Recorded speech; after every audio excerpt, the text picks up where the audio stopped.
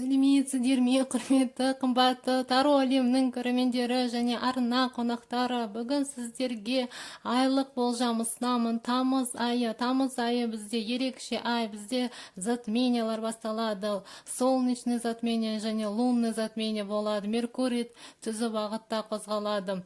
Болжамды мен 4 колода карт арқылы жасайтын боламын. Ол Таро универсальное, Таро 78 дверей, Таро светлых провидца және Таро Вейт арқылы қарайтын боламын. Әрбір колодадан 2 карта шығарамын. Сәлеметсіздер ме, құрметті, қымбатты Таро әлемінің көрермендері және арна қонақтары. Бүгін сіздерге айлық болжам ұсынамын. Тамыз айы бізде ерекше ай, бізде затмениялар басталады. Солнечный затмение және лунный затмение болады. Меркурий түзу бағытта қозғалады. Болжамды мен 4 колода карт арқылы жасайтын боламын. Ол Таро универсальное, Таро 78 дверей, Таро светлых провидца және Таро Вейт арқылы қарайтын боламын. Әрбір колодадан 2 карта шығарамын. Сәлеметсіздер ме, құрметті, тоқты белгісі. Тамыз айында тоқты белгісі не күтеді, қарайық бірге. Тамыз айы ерекше ай, бізде 2 затмение болады. Солнечное және лунное затмение. Оған бөлек мен тағы карта шығаратын боламын. Сонымен қарайық тоқты белгісі не күтеді. Тамыз айында тоқты белгісі не күтеді. Қандай события, қандай жағдай.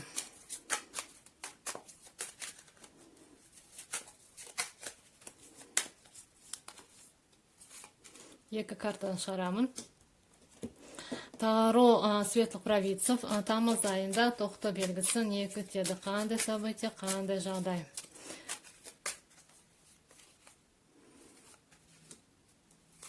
Қандай формат оңай жасаңыз, өте риза боламын.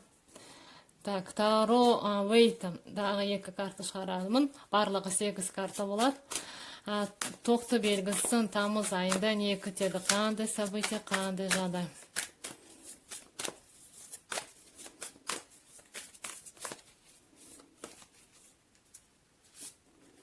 Өз максыз дейм. Сонымен қарайық. Және Таро 78 дверей, сіздің есігіңіз ашық боламы, қандай события алып келеді. Солнечное затмение және лунное затмение. 12 тамызда солнечное затмение тоқты белгісіне қандай жағдай алып келеді, қандай события алып келеді.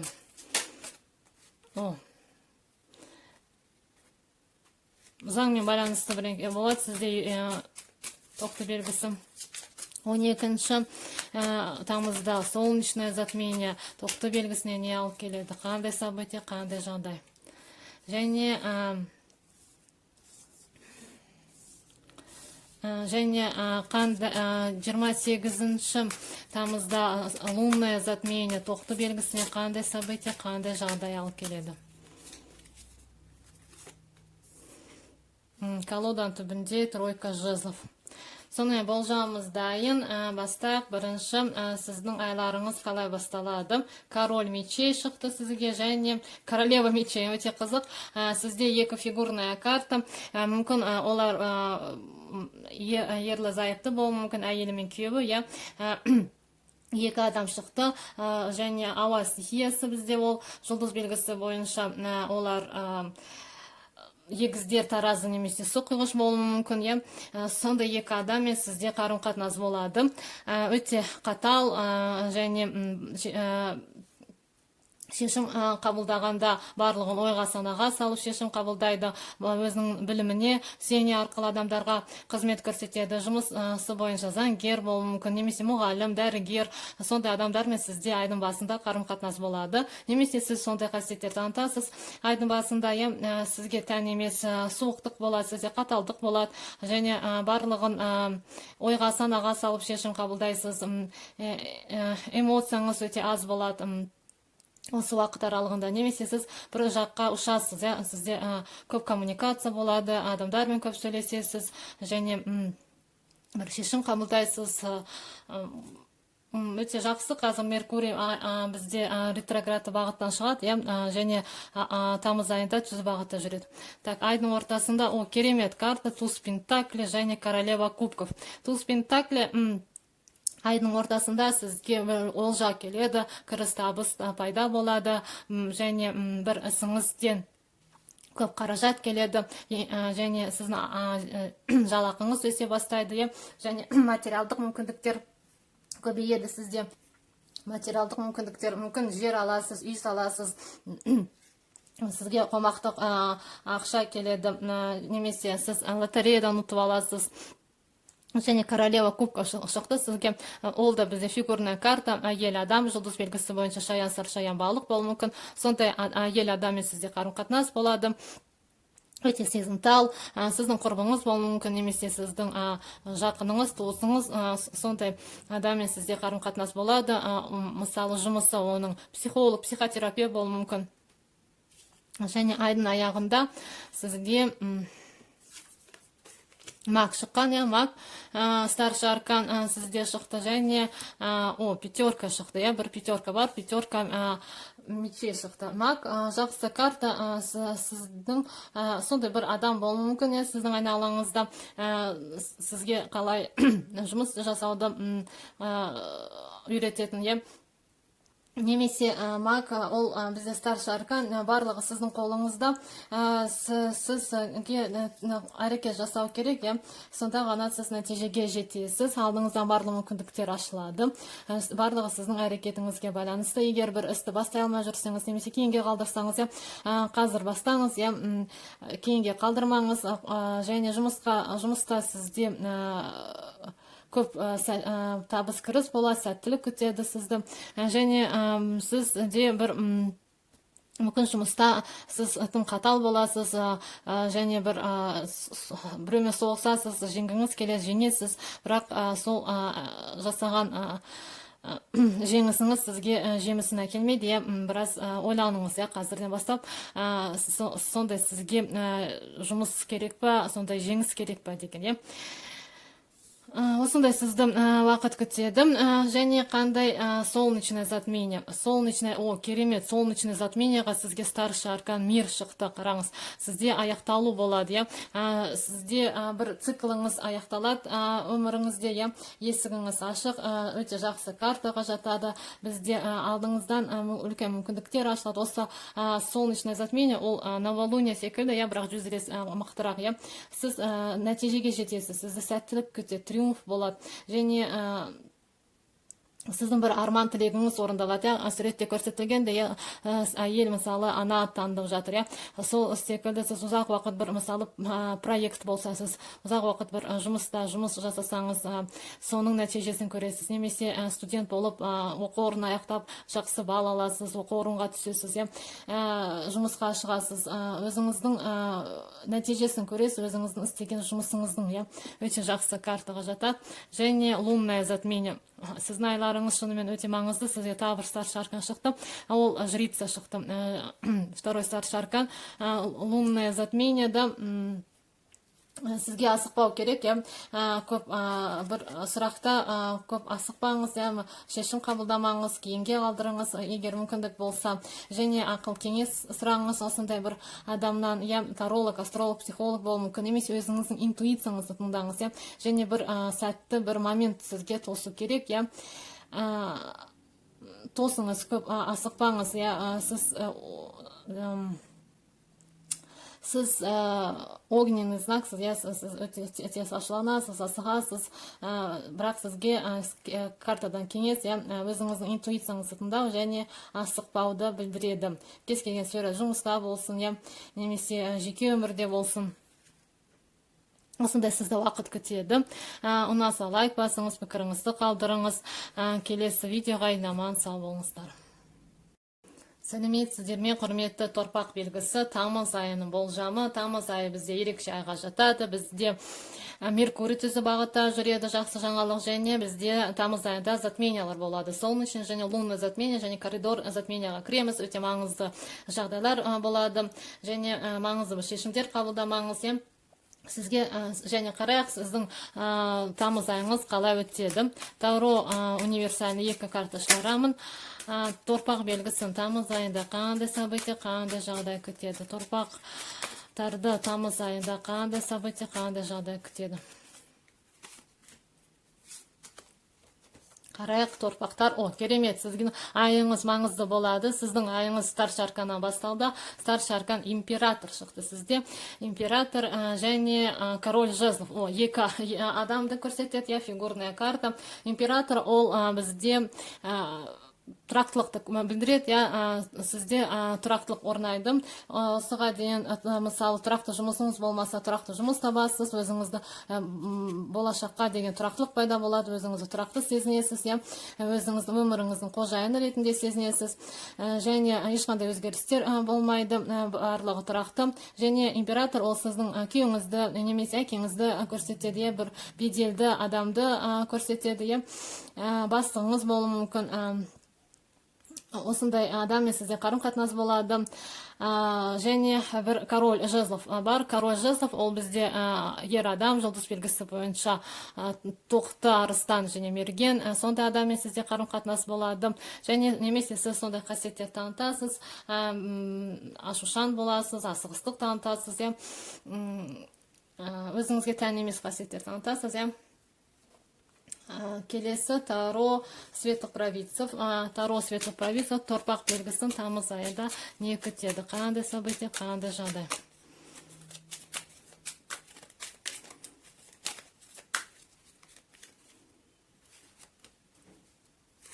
Қарайық бірге. Колоданың түбінде девятка кубков. Сізде керемет карта. Көңіл күйіңіз жақсы болады. Сонымен сізге четверка пентаклей шықты торпақтар, және паш кубков. Сізде көңіл күйіңіз жақсы болады. Сізде четверка пентаклей тұрақтылық сізде байқалады торпақтар. Ақшада тұрақтылық болады. Сізде өзіңіздің ақшаңызды жинай бастайсыз, және оны көбейткіңіз келеді, біраз сарандық танытасыз. Мысалы, банкте шот ашасыз, денсаулығыңыз барлығы тұрақты болады, ешқандай өзгеріс болмайды. Және паш кубков сізде бір ұсыныс келеді сізге, мысалы, балаларыңыз сізді қуантады, оқушыларыңыз сізді қуантады, біреумен ұрысып жүрсеңіз достасасыз, және мысалы, сіздің екінші жартыңыз, жақын адамыңыз сізге ұсыныс жасайды, тұрмысқа құруға, бақыт, қуанышты білдіреді. Осындай бір ұсыныс аласыз.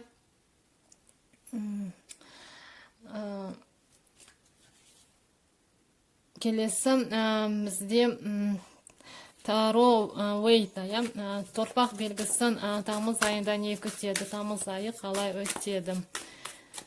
Қандай события, қандай жағдай келеді торпақтарға тамыз айы? Қарайық бірге. Сонымен торпақтар сіздерге повешені шықты, старший аркан және королева мечей. Повешенный сізде екі старший аркан, айларыңыз маңызды. Сізде бір тығырыққа тірелесіз, қандай жолын барын білмейсіз, мүмкін бір мәселені шешуді білмейсіз, және сондай бір сізде тығырық болады. Және сіз 12-ші старший аркан сізде тупик болады, осы айдың аяғында, және содан шығар жолын білмейсіз, және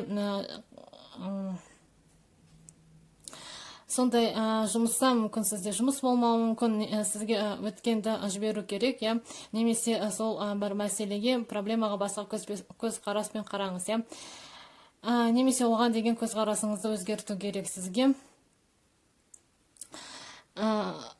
Және королева мечей бір әйел адаммен қарым-қатынас болады сізде. Жұлдыз белгісі бойынша ол бізде егіздер, таразы, сұлқиғыш. Сондай әйел адамнан мүмкін сіз кеңес сұраңыз, ол бізде жұмысы бойынша заңгер, мұғалім және дәрігер болуы мүмкін. Сол әйел адам өзінің білімі арқылы сізге мүмкін көмек көрсетеді және ақыл кеңесін береді. Сондай тығырықтан шығу үшін денсаулығыңызға назар аударыңыз.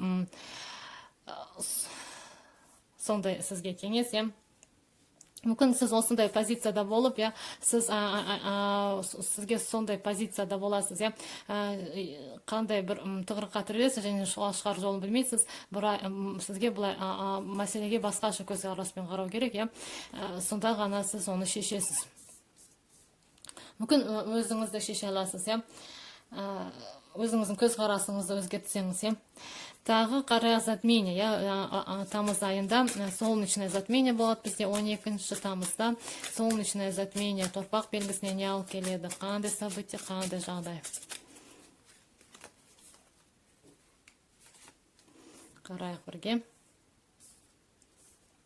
Және лунный затменияны қарайық. Лунное затмение 28 тамызда торпақ белгісіне лунное затмение, өзі шықтым. Не алып келеді? Екі карта, бір карта шығара салайын сізге. Сізде екі карта болды. Жақсы, сонымен солнечное затмение. Керемет карта сізге шықты, солнечное затменияға.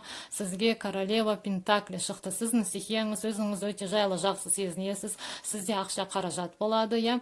Және осы солнечное затмение сізге ақша қаражат алып келеді. Өзіңізді мықты сезінесіз, иә. Ақшаңыз болады, тұрақтылық сезінесіз. Және өзіңіздің байлығыңызға осылай қарап отырасыз, иә. Кіріс табыс болады сізде. Жақсы карта бізде. Немесе осындай бір королевамен сізде қарым-қатынас болады. Және сізге өзі шыққан карта, старший аркан шықты, және семерка жезлов шықты.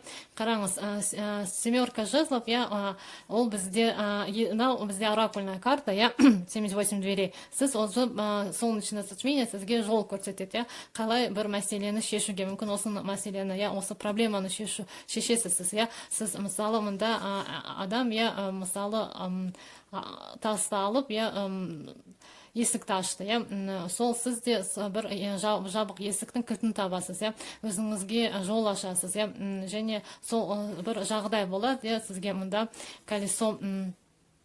колесо фортуны шықты, колесо фортуны бір жағдай өзгереді, сіз жақсы жаққа өзгереді, сол сәттілік келеді, сізге үлкен сәттілік келеді, және сіз бір тығырықтан шығасыз, осы адам секілді сізге күш, энергия, идея, мүмкіндік келеді, осы үңгірді аузын ашуға, осындай проблеманы шешуге. Және сізде мүмкін жол болады, сапар болуы мүмкін, немесе осындай бір адамдар сізге көмектеседі, қол ұшын береді. Сондай бір жақсы жағдай орын алады, және сіз бір тығырықтан шығасыз, жолын табасыз. Осындай сізді уақыт күтеді. Өзіңіздің пікіріңізді жазсаңыз, лайк бассаңыз, бөліссеңіз, дана жіберсеңіз, арнада апталық жорамалдар бар, стихия болжамдары бар, өтіп қараңыз. Келесі видеоға аман сау болыңыздар. Сәлеметсіздер ме, құрметті қымбатты Таро әлемінің көрермендері және арна қонақтары. Сәлеметсіздер ме, құрметті егіздер. Тамыз айының болжамы. Тамыз бізде ерекше ай, бізде затмение басталады. Солнечное және лунное затмение, коридор затменияға кіреміз. Меркурий бізде осы айда түзу бағытта жүреді. Венера планетасы белгісін ауыстырды. Сонымен қарайық, қандай жағдай сізді күтеді, егіздер. Тамыз айында. Таро универсальный тамыз айында егіздерді не күтеді? Қандай событие, қандай жағдай? Егіздерді тамыз айында не күтеді?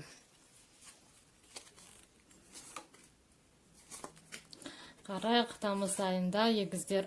Сіздің айларыңыз пятерка пентаклиден басталады, және звезда. Керемет, звезда және пятерка пентакли. Пятерка пентакли сізде айдың басында өзіңізді жайсыз сезінесіз, сізде ресурс жетпейді. Пятеркадар барлығы бізде кризисный картаға жатады. Сізде кризис болады, ақшада кризис болады, немесе сізде жетіспеушілік сезінесіз, денсаулығыңызға сыр береді, ауырып қалу қаупі бар.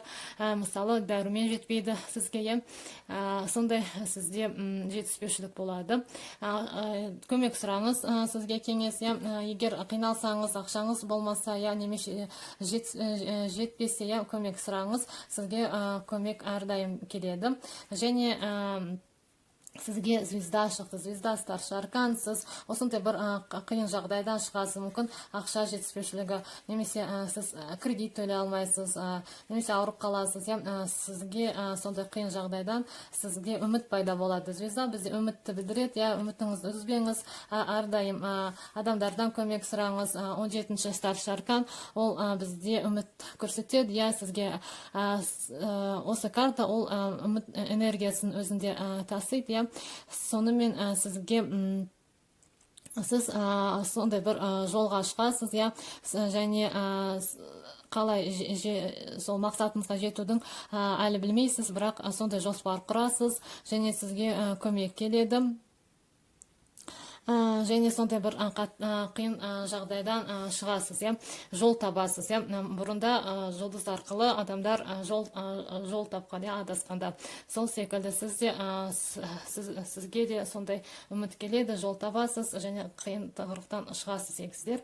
Келесі Таро светлых провидцев, иә, тамыз айында егіздерді не күтеді, қандай события, қандай жағдай.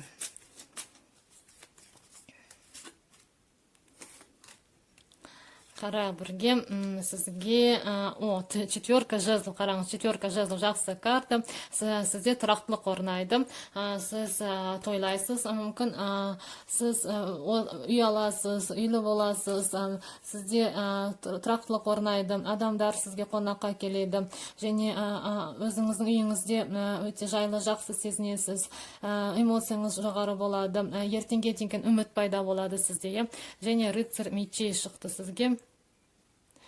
Сізге рыцарь мечей шықты, бұл бізде жылдамдық, иә, сіз бір жаққа жылда асығасыз, сізге бір ақпарат, мәлімет келеді, иә, бір жаққа тез барып жету керек болады, және адам тез шешім қабылдайды, кейде ойланбастан әрекет етесіз, және сізде асығыстық, ойланбай әрекет ету, қатты сөздер, агрессия, ашушаңдық болады, басқаларға қысым жасайсыз, иә. Сондай сізде эмоцияңыз жоғарылайды, иә, және сізге асықпай ойланып әрекет ету керек болады, иә. Жылдамдық жақсы, бірақ ойланбай сөйлемеңіз, шешімді асықпай қабылдаңыз, ақылмен әрекет етсеңіз жеңіске жетесіз, иә. Ол бізде затмение қазір уақыты, иә, болады, сондықтан осы уақыт аралығында 10-нан 20-30-на дейін бір асығыстық шешім қабылдамаңыз, иә, маңызды шешімдер қабылдамасаңыз, мысалы, келесі айға қалдырсаңыз дұрыс болады. Келесі тағы не күтеді егіздерді тамыз айында? Қандай события, қандай жағдай? Колоданың түбінде туз пентакли сізде. Жақсы картамыз. Қарайық, тағы не күтеді? Десятка пентакли сізге шықты, және керемет, 2 десятка. Сіздің айларыңыз маңызды болады, сізде 2 десятка шықты, младший аркандардың соңғы картасы, сізде десятка кубка және десятка пентакли. Өзіңізді өте жайлы, жақсы сезінесіз, қараңыз, айдың басында сізде пятерка пентакли, сізде мысалы ақшада кризис болса, айдың аяғында сізге десятка пентакли, сізде ақшаңыз көбейеді, және сіздің отбасылық карталар, отбасыңыз сізге көмектеседі, отбасылық бизнесіңіз жанданады, кіріс табыс пайда келеді.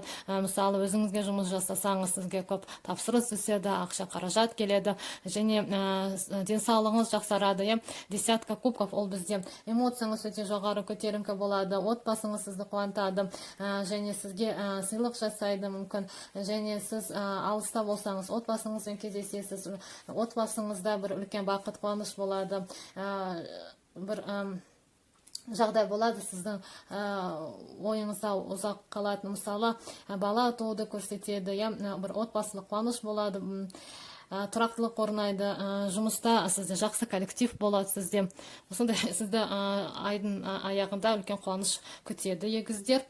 Тағы қарайық, Таро 78 дверей, осындай керемет колодадан сізді новолуние және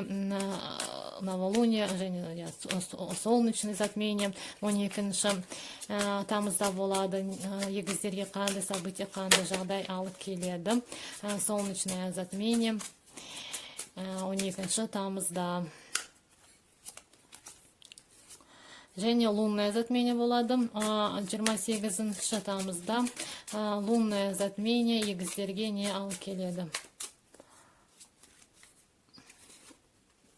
Қарайық. колоданың түбінде маг сізде.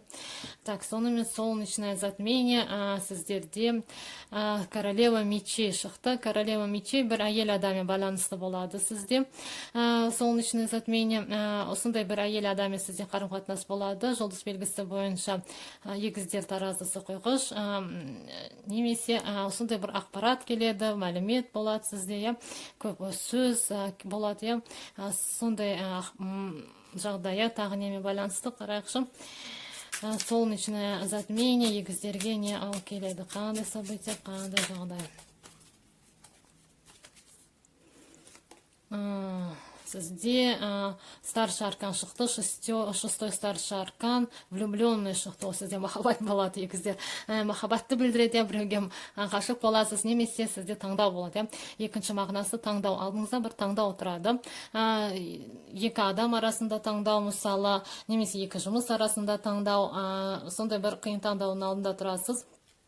Және не таңдарында білмейсіз, сізге кеңес картадан өзіңіздің интуицияңызды тыңдаңыз, таңдау жасағанда жүрегіңізді тыңдаңыз, және махаббат үштігін көрсетеді жеке өмірде. Және сонымен сіздерге рыцарь кубков шықты, лунное затмение. Лунное затмение ол бізде жабылу, аяқталу және шындықтың ашылуы процесі болады. Лунное затмение ол бізде полнолуние секілді, полнолунияда біз бір нәрсені анық көреміз, бұрын көрінбеген нәрсе. Сол секілді рыцарь кубков сізде сезімдердің шарықтау шегі болады, бұрын жасырын болған сезімдер көрінеді, ашылады, және иллюзия болса шындық ашылады, біреу сезімін мойындауы мүмкін, және ішкі кейде эмоциялар күшейеді, интуиция өте күшті болады, жұмыста шабыт келеді, қиял көп, нақты әрекет аз болуы мүмкін, бір ұсыныс келуі мүмкін сізге, және сапармен байланысты болуы мүмкін, бір сапар, саяхат болады, сіз бір жаққа барасыз, эмоцияңыз жоғары болады. Сізге кеңес ретінде жүрекке сеніңіз, бірақ көзіңізді жұмбаңыз, сіз сезімдерді қабылда, бірақ шындықты да көр дейді сізге. Осыны білдіреді. Егіздер, осындай сізді уақыт күтеді. Ұнаса лайк басыңыз, пікіріңізді қалдырыңыз, донат жіберіңіз. Донат жіберіп отырған барлық көрермендеріме басымды емін, мың алғыс сізге. Келесі видеоға дейін аман сау болыңыздар. Сәлеметсіздер ме, құрметті, қымбатты Таро әлемінің көрермендері және арна қонақтары. Бүгін сіздерге айлық болжам ұсынамын. Тамыз айы бізде ерекше ай, бізде затмениялар басталады. Солнечный затмение және лунный затмение болады. Меркурий түзі бағытта қозғалады. Болжамды мен 4 колода карт арқылы жасайтын боламын. Ол Таро универсальное, Таро 78 дверей, Таро светлых провидца және Таро вейт арқылы қарайтын боламын. Әрбір колодадан 2 карта шығарамын. Таро универсальное, шаян белгісін тамыз айында не күтеді, қандай события, қандай жағдай.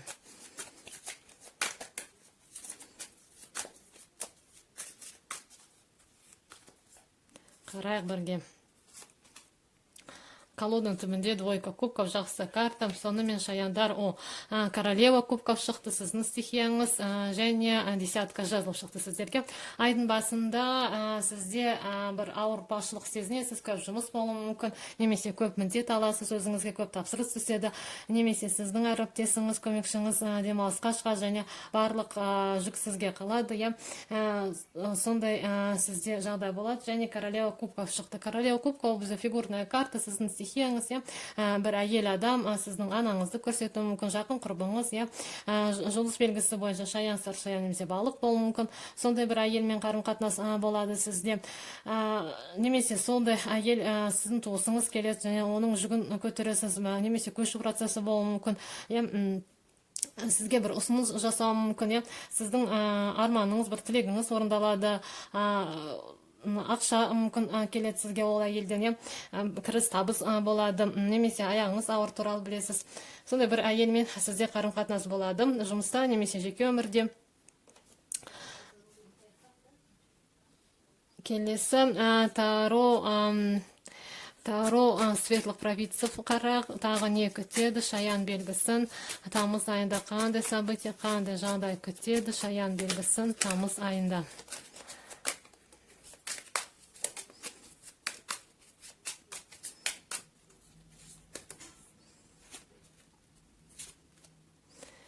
Қарайық, сізге рыцарь мечей шықты және тройка жезлов шықты. Жақсы карта, младший аркан. Сізде айдың ортасында бір асығыстық болады. Сіз асығасыз, мүмкін сізде сапар болады, бір жаққа ұшып бару керек болды, сізде жылдамдық арту мүмкін, жылдам тез бір жағдай өрбейді, дамиды, және асығыстық, агрессия танытуыңыз мүмкін адамдарға, сондай сізде болады. Және тройка жезлов жақсы карта, ол бізде өсуді білдіреді, сіздің алдыңыздан жаңа мүмкіндіктер ашылады, және жақсы бір жұмысқа тұрасыз, немесе қосымша бір жұмыс табасыз өзіңізге, жаңа бір филиал ашасыз, өзіңізге жұмыс жасай бастайсыз, және топтағы жұмысты көрсетеді. Алдыңыздан жаңа белестер ашылады, жаңа контактілердің келуі, және алға жылжу болады сізде. Жаңа белестерді бағындырыңыз келеді осы уақыт аралығында. Келесі колодадан өзі шықты, десятка пентаклі. Тағы не күтеді тамыз айында, шаян белгісін, қандай события, қандай жағдай күтеді, шаян белгісін тамыз айында. Страшный суд, Сонымен қарақ, тағы не күтеді, король кубков сізде шықты, және десятка кубков. Сіздің эмоцияңыз өте жоғары болады. Шаяндар, сіздің стихияңыз өте жайлы, жақсы сезінесіз, тамыз айы сізде өте жақсы өтеді, көңіл күйіңіз өте көтеріңкі болады. Десятка кубков младший аркандардың соңғы картасы, сізде үлкен бір қуаныш, бақыт болады, отбасыңызбен кездесу мүмкін, сіз алыста тұрсаңыз, отбасыңызға ораласыз, отбасыңызбен жақсы уақыт өткізесіз, отбасыңызда үлкен той жиын болады, және сіз бала тууды көрсетеді, немесе келін түсіресіз, осындай бір үлкен дастарханың басында жиналасыз, және сізге король кубков шықты. Сіздің стихияңыз бір ер адам, жұлдыз белгісі бойынша ол бізде шаян, саршаян балық болуы мүмкін, өте мейірімді, сондай адам сіздің досыңызды көрсетуі мүмкін, әрқашан сізге көмектесетін, моральдық көмек беретін, ақыл кеңес сізді әрқашан тыңдайтын, жұмысы бойынша психолог, психотерапевт болуы мүмкін, аспаз болуы мүмкін, сондай адаммен сіз уақыт өткізесіз, және өнер адамы болуы мүмкін, сондай адамға барасыз, сондай сізді уақыт күтеді. Және тағы бізде тамыз айында затмениялар болады. Тамыз айы бізде өте маңызды айға жатады. Бізде солнечное затмение, лунное затмение болады, коридор затмение күтеді бізді. Солнечное затмение бізде 12 тамызда болады. 12 тамызда солнечное затмение шаян белгісіне алып келеді. Солнечное затмение 12 тамызда шаян белгісіне қандай события, қандай жағдай алып келеді. Және бізде лунное затмение болады 28 тамызда. 28 тамызда лунное затмение шаян белгісіне алып келеді. Қандай события, қандай жағдай. Қарайық бірге. Сонымен солнечное затмение сіздерге семерка кубков шықты. Сізде көп кубки, сіздің стихияңыз, бірақ семерка кубков ол бізде иллюзияны көрсетеді. Сізде иллюзия болуы мүмкін, бір адам жайлы, немесе бір жұмыс жайлы. Сондықтан осы солнечное затмение ол бізде новолуние секілді, бірақ 100 есе күштірек. Сіз көп қиял құрмаңыз, барлығын тексеріңіз, ойға санаға салып шешім қабылдаңыз, алаяқтар болуы мүмкін, сол адамдарға сене бермеңіз, код бермеңіз, карта иллюзия сізде шықты. Мүмкін бірдеңкені тым әсірелейсіз, адамды, жұмысты, кез келген нәрсені негізінде басқаша болып шығады. Және королева мечей шықты, сізге королева мечей сізде лунный затмение, королева мечей. Лунный затмение ол бізде аяқталу, жабылу процесін көрсетеді, нүкте қою. Бір әйел адам ел адаммен қарым қатынас болады сізде. Ауа стихиясы ол бізде жұлдыз белгісі бойынша егіздер, таразда, сұқиғыш болуы мүмкін. Тағы не күтеді сізді қарайық. Шаян белгісін лунный затмение да шаян белгісін не күтеді. Қандай событие, қандай жағдай. Лунный затмение шаян белгісіне не алып келеді.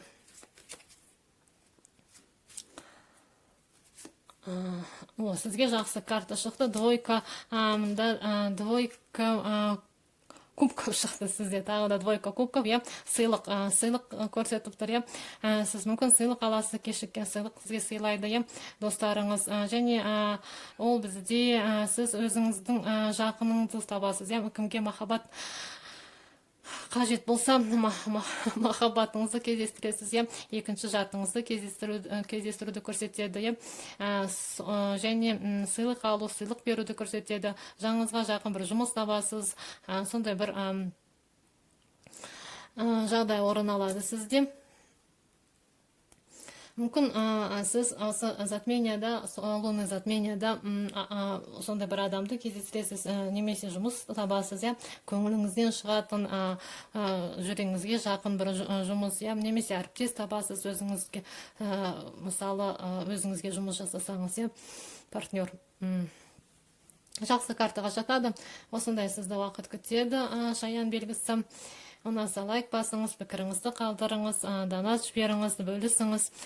Өте риза боламын. Келесі видеоға дейін аман сау болыңыздар. Сәлеметсіздер ме, құрметті Арыстан белгісі. Туған күндеріңізбен шын жүректен құттықтаймын. Атап өтіңіз, жақсы көңіл күйде болыңыз. Тамыз айы бізде ерекше ай.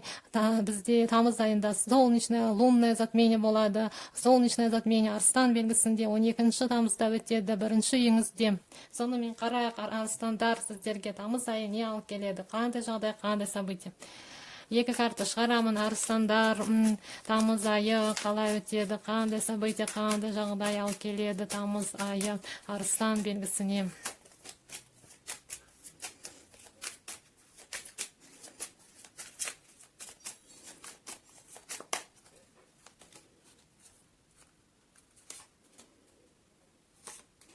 Таро светлых провидцев Арыстан белгісіне тамыз айы қандай событие, қандай жағдай алып келеді.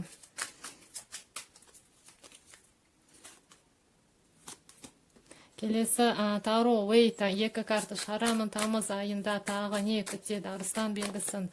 Тамыз айы не алып келеді, қандай событие, қандай жағдай.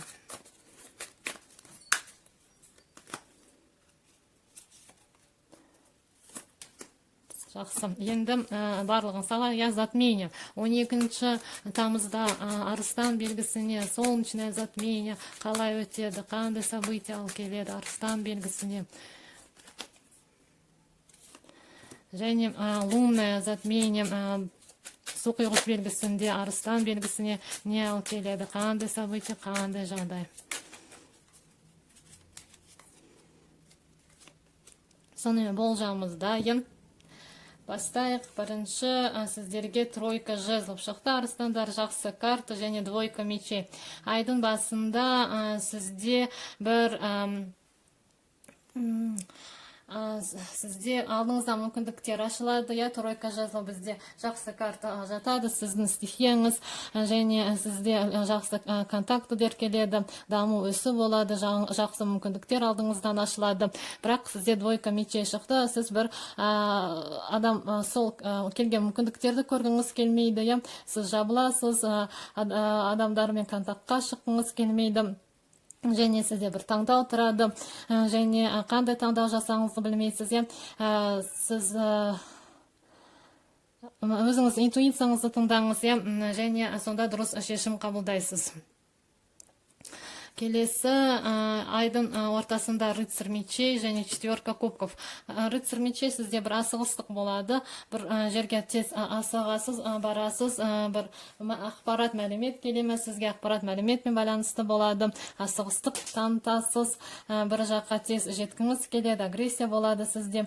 Және сізде четверка кубков. Четверка кубков ол бізде эмоцияңыз біраз тұрақсыз болады. Сіз жалғыз қалғыңыз келеді, ешқайда барғыңыз келмейді, және сондай бір апатия болады сізде, сізге мүмкіндік келеді, осы мүмкіндікті жіберіп алмаңыз, шығыңыз, көріңіз, және эмоцияңыз біраз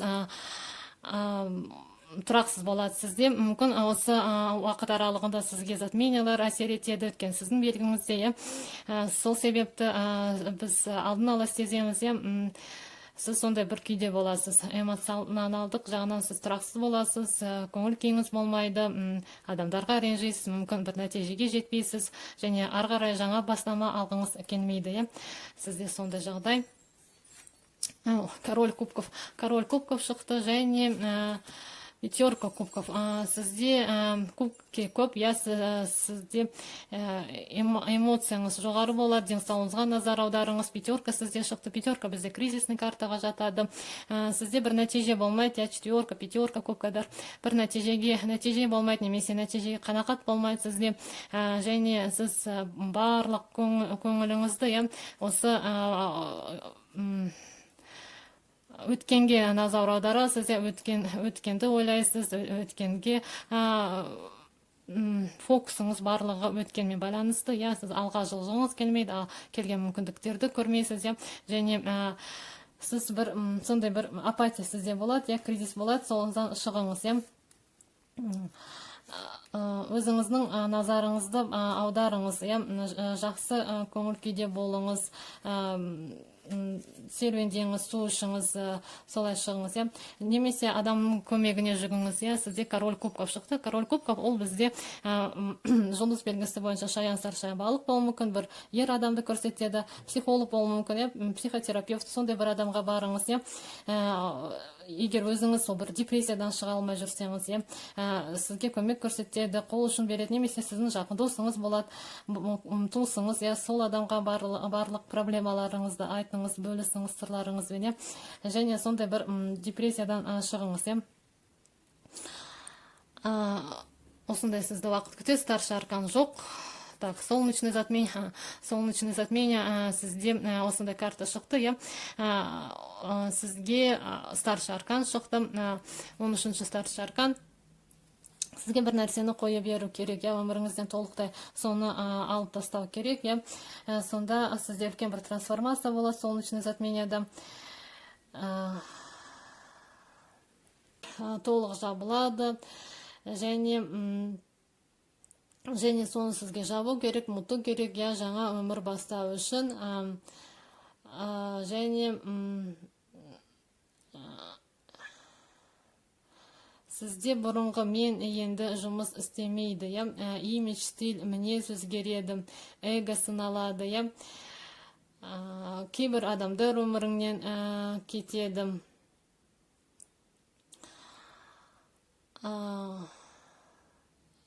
Және ескі жұмыс жабылуы мүмкін, басқа бағытта кетесіз, жаңа миссия пайда болады сізге.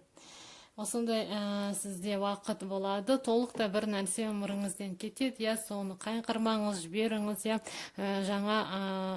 жаңа өмір басталады, және сіз оны қаласаңыз, қаламасаңыз олай болады, арыстандар. Келесі сізге лунное затменияға двойка пентакли шықты. Двойка пентакли, лунное затмение, ол бізде соқиғыш белгісінде болады. Және осы затмение арыстандарға топта жұмыс істеуді үйреткізеді. Тек қана мен жалғыз жұмыс жасау емес, топта жасау, сіздің партнерыңыздың пікірін білу, бірге жұмыс жасау, мысалы осындай бір двойка пентакли, ол баланс табу, адамның көзқарасын білу, айналаңыздағы адамдармен қарым-қатынасқа түсуді көрсетеді. Соны арыстанға үйретеді. Бірігіп жұмыс жасау, баланс табу секілді. Адамдармен және двойка пентакли, ол бізде сіз ақшада баланс табу керек, екі жерден ақша келуі мүмкін сізде, және әрқашан өзіңіздің материалдық мүмкіндіктеріңізді бағалаңыз. Сіздің есігіңіз ашық, жақсы картаға жатады. Младший аркан сізге солнечное затмение бір үлкен өзгерістер алып келеді. Жазыңыз, не болып жатыр сіздің өміріңізде, қазір сезім жатсыз ба, келе жатқан затменияларды туған күндеріңізбен атап өтіңіз. Видеоға лайк басыңыз, бөлісіңіз, дана жіберіңіз. Шілде айының болжамы бар, арнада апталық болжамдар бар, өтіп қараңыз. Келесі видеоға аман сау болыңыздар. Сәлеметсіздер ме, құрметті, қымбатты Таро әлемінің көрермендері және арна қонақтары. Бүгін сіздерге айлық болжам ұсынамын. Тамыз айы бізде ерекше ай, бізде затмениялар басталады. Солнечный затмение және лунный затмение болады. Меркурий түзу бағытта қозғалады. Болжамды мен 4 колода карта арқылы жасайтын боламын. Ол Таро универсальное, Таро 78 дверей, Таро светлых провидца және Таро Вейт арқылы қарайтын боламын. Әрбір колодадан 2 карта шығарамын. Тамыз айы бикештерді не күтеді? Қандай события, қандай жағдай күтеді бикеш белгісін тамыз айында?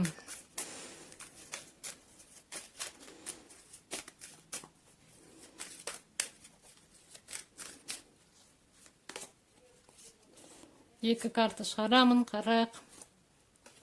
Керемет картадар, сізге семерка пентакли және двойка мечей шықты. Младший аркан, двойка мечей. Сізде айдың басында бір жабыласыз, не істеріңізді білмейсіз, бір таңдау тұрады, және сізде интуицияңызды тыңдаңыз. Шешім қабылдағанда мүмкін сіз бір нәрсені толық көрмейсіз. Сізде бір тревога болуы мүмкін, бірдеңке уайымдайсыз көп, және сіздің алдыңызда таңдау тұрады, бірақ негізінде не таңдарыңызды білмейсіз, өзіңіздің интуицияңызды тыңдау керек. Семерка пентакли мүмкін ол ақшамен байланысты, кіріс табыспен байланысты. Сіз сол қайда ақшаңызды салуға білмейсіз, қалай көбейтуге білмейсіз, және мысалы сіз осыға дейін көп еңбектеніп, көп күш энергия жұмсасаңыз, және ол қазір сізге табыс әкелмей жатыр. Сондықтан сізде бір сол істі ары қарай дамыту немесе тастай салу секілді бір сондай бір таңдаудың алдында тұрасыз. Бірақ асықпаңыз, қазір бізде затмениялар болып жатыр. Көріңіз, интуицияны тыңдаңыз. Осы айда бір маңызды шешімдер қабылдамаңыз, келесі айға қалдырыңыз. Семерка пентакли ол жақсы карта, ол уақыт өте келе сізге сіздің еңбегіңіз жемісін береді. Тек қана тосу керек, ары қарай жұмыс жасау керек, еңбектену керек, талпыну керек. Барлық кіріс пайда сізге келеді, уақыт өте келе. Қазір уақыт келмеді әлі. Шыдаңыз. Келесі қарайық, не күтеді бикеш белгісін тамыз айында? Қандай события, қандай жағдай?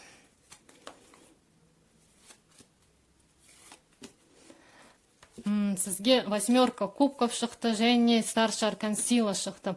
8 кубков ол бізде кетуді көрсетеді. Мүмкін сізде осы айда сіз кетуге шешім қабылдайсыз. Тағы да айтам, қазір бізде затмениялар. Бір шешім қабылдамаңыз, барлығын тастап кеттім болды деген.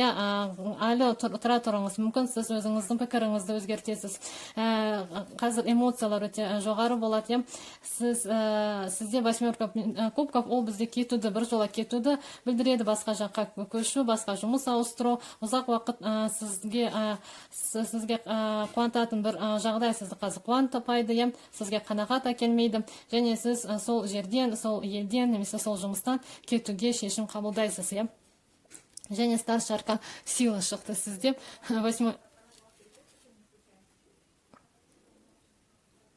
Восьмой старший аркан сила шықты сізде. Восьмой старший аркан сила, ол бізде күш жұмсау керек, сізге күш жұмсау керек, біраз еңбектену керек. Сол еңбек арқылы сіз нәтижеге жетесіз.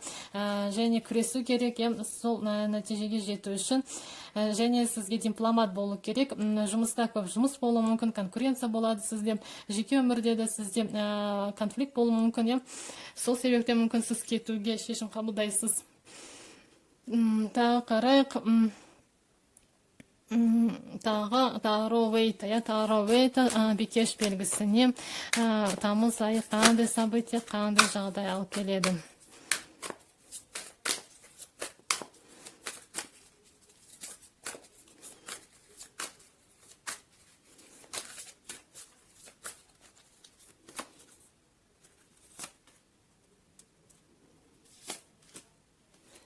Қарайық бірге сізге. Старший аркан влюбленный шықты. Сіздің айларыңыз маңызды болады. Сізде старший аркан влюбленный шықты. Және паж пентакли шықты. Влюбленный тағы да сізде таңдау тұр. Влюбленный бізде таңдауды көрсетеді. Және немесе сіз біреуге ғашық боласыз. Бикештер, сіз жүрегіңізді тыңдаңыз. Егер екі жұмыс арасында таңдау болса, екі адам арасында таңдау болса, немесе кету, бір жаққа сіз жолға шықпау секілді, көшу секілді жағдай орын алады. Сіз өзіңіздің интуицияңызды тыңдаңыз, жүрегіңізді тыңдаңыз, сонда дұрыс шешім қабылдайсыз. Және шестой старший аркан, ол жұмыспен байланысты, немесе денсаулықпен байланысты болуы мүмкін сіздің таңдауыңыз. Және махаббат үштігін көрсетеді, бірақ осы айда сізге бір таңдау жасау керек болады. Паж пентакли, ол бізде сізге паж пентакли бір ақпарат келеді, мәлімет келеді, ақша жайлы. Мүмкін сіздің оқушыларыңыздан ақша келеді, немесе сіздің балаларыңыздан ақша келеді. Балаларыңызға ақша төлейсіз, оқушыларыңызға ақша келеді. Сондай бір ұсыныс түседі сізге жұмыс жайлы. Сол жұмысты алмауға туралы сізде бір таңдау тұра ма? Сондай сізді ай күтеді. Қарайық. Солнечное затменияға бір карта шығарамын. Бикештерге солнечное затмение 12 тамызда. 12 тамызда солнечное затмение бикеш белгісіне не алып келеді?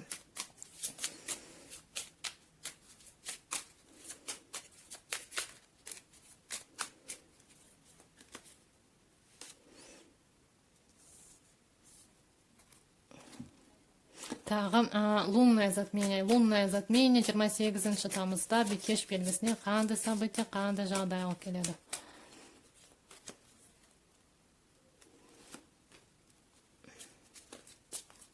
Қарайық. Сізге четверка кубков шықты. Четверка кубков сізде бір эмоцияларыңыз болады. Эмоция. Сіз өзіңізді жайлы жақсы сезінесіз осы солнечный затменияда. Сізде эмоцияңыз тұрақты болады. Және сізге шығу керек, далаға шығу керек, біраз серуендеу керек. Сіз жалғыз өзіңіз қаласыз. Және адамдармен қарым-қатынасқа шыққыңыз келмейді, жалғыз қалғыңыз келеді, үйде отырғыңыз келеді, адамдармен қарым-қатынасқа түскіңіз келмейді. Сондай сізде жағдай орын алады. Бірақ сізге өзгеру керек. Біраз сондай бір комфортный жерде боласыз. Мысалы, өзіңізді өте жайлы сезінесіз, мысалы жұмыста. Бірақ осыны сол жағдай сізге мында тым бір жерде көп отырып қалдыңыз. Сіз ол сізге денсаулығыңызға да зиян келеді, эмоцияңызға да зиян келтіреді. Сондықтан сізге өзгерту керек. Және старший аркан звезда шықты сізге. Ол бізде бір осы күн тұтылу, лунное затмение, звезда. Бізде болашаққа сенім пайда болады, жарық көріне бастайды. Сіз бір қиын тығырықтан шығасыз, жол табасыз. Жұлдыз арқылы адамдар адасқанда жол тапқан. Сол секілді сіз де осындай бір қиындықтан шығасыз. Бұрынғы армандар қайта жанданады. Шынайы қалауыңыз түсінесіз. Сізге жұлдыз үміт береді, бірақ қадамды өзіңіз жасаңыз, жұлдыз сізге жарық және бағыт көрсетеді, және үміт пайда болады сізге. Мүмкін сіз жұлдыз боласыз, бір сондай сіздің жұмыста сізді дәрежеңіз өседі, осындай жағдай көрсетеді. Жеке өмірде сіз өзіңіздің адаммен кездесесіз, танысасыз, және өзіңіздің бір нәтижеге қалай жетудің жолын табасыз. Осындай сізді уақыт күтеді. Бикештер, ұнаса лайк басыңыз, пікіріңізді қалдырыңыз, дана жіберіңіз. Келесі видеоға дейін аман сау болыңыздар.